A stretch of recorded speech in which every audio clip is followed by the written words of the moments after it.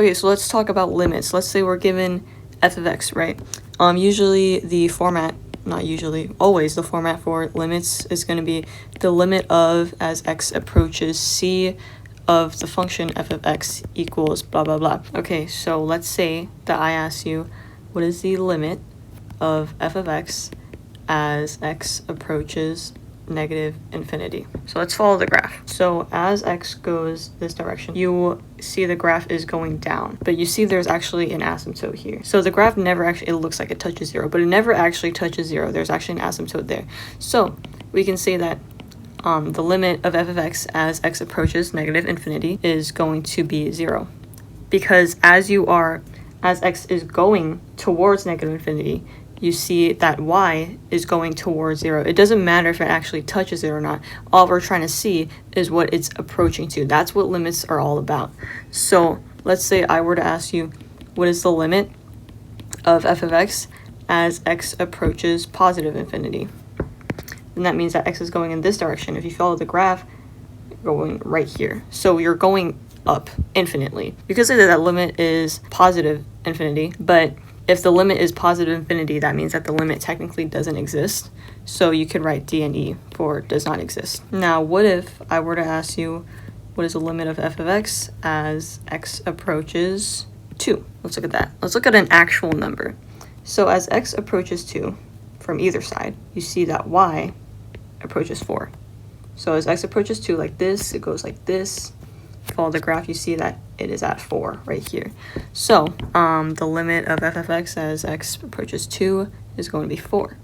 Let's move on to the next problem. This is a piecewise function, so it's not a continuous graph. If you need a reminder, a continuous graph in its simplest terms means that if I put my pencil down like here, I can just keep going and wandering, and I never have to stop, go up like here. Like that would not be continuous because you can't draw it in a continuous line. Okay, anyways, so this is a piecewise function. We don't really need to read all this. All we're gonna do is look at the graph. That's all we really need to do. So again, the form for limits is limit of f of x as x approaches c equals what the limit is. Also, let me just fix this. This is supposed to be like a hollow dot here, so it never reaches that point. Okay, so we have a function that is not continuous here, but it's still a function. What would you do if I asked you what's the limit of f of x as x approaches 2? How would you answer that one? So it turns out that the limit actually doesn't exist, because if you're given a question like this, you're going to assume that we're like looking at both directions. So you can see as x approaches 2, like this, one of your y values from the left side is going towards -1, but your y value from the right side, it's going towards +3. So both sides, they're not matching, they don't agree with each other.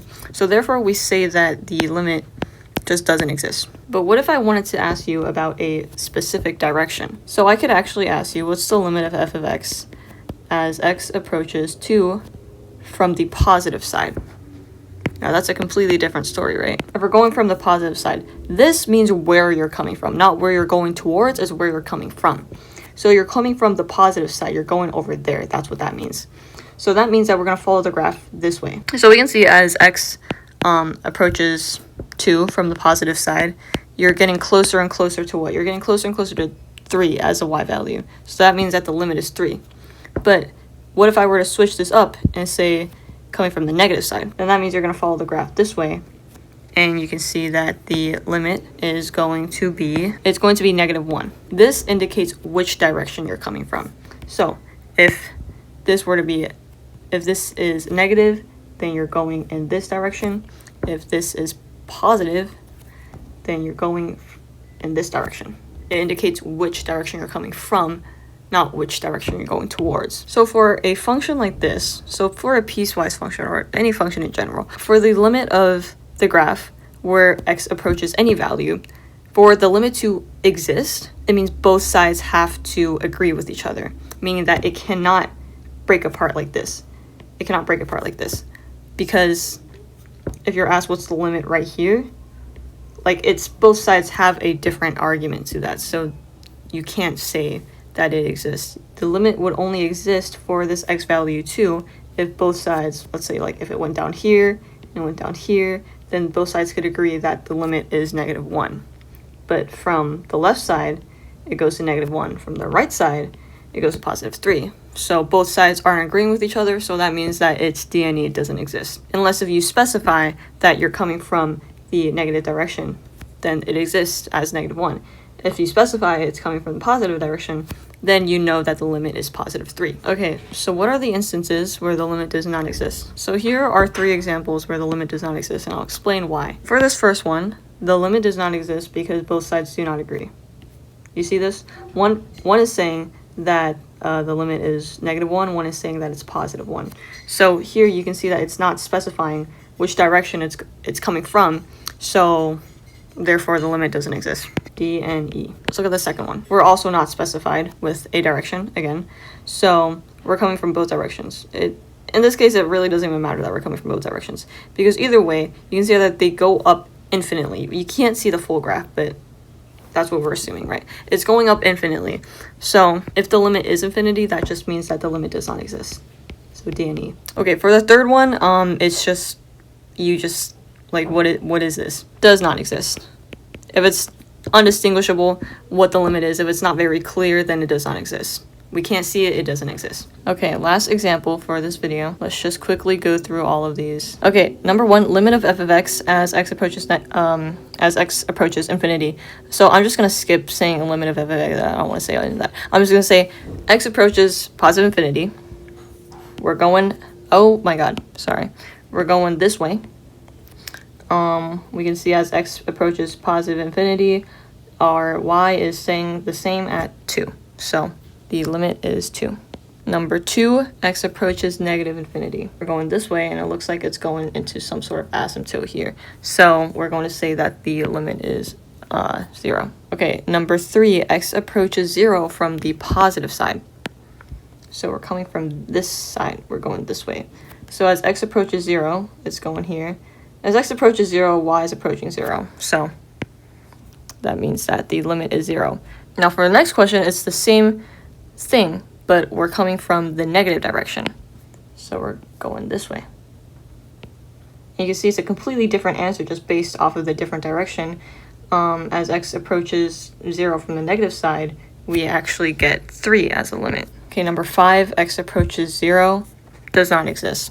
We just saw in these 2 examples that we have x approaches 0 from the negative side, from the positive side, and they do not equal each other, so that means that the limit of f of x as x approaches 0 does not exist. Okay, x approaches 2 from the positive side, so it's going to look like this. So it looks like the limit is 2 because y value-wise we're getting closer and closer to 2. Now, you might realize that the actual value of y when x equals 2 is actually 1. You can see here. But because we're not talking about what the actual value is at that certain point. We're just talking about from either direction, if you're going towards that x value, what does the y value get closer and closer to? And the y value gets closer and closer to 2, so the answer is 2. The limit is 2. Okay, this one's the same thing, but from the negative direction, it's still 2. And number 7 is just x as it approaches 2. Same thing, just because f of 2 equals 2 doesn't mean that the limit of x as it approaches 2 equals 2. Just because f of 2 equals 1 right here, that doesn't mean that the limit of x as it approaches 2 equals 1. It equals 2. Because you're getting closer to 2, you're not getting closer to 1. So limit is 2. Also, same thing here. It's the exact same problem, just with different directions. So because both directions agree in this case, the limit of f of x as x approaches 2 exists as 2. And the last question, f of 2, that means when x equals 2, so in that case y equals 1. Y equals 1. Okay, that's it for today's video. I hope you learned something new. I will be covering other stuff about limits soon, so stay tuned for that, and thank you so much for watching.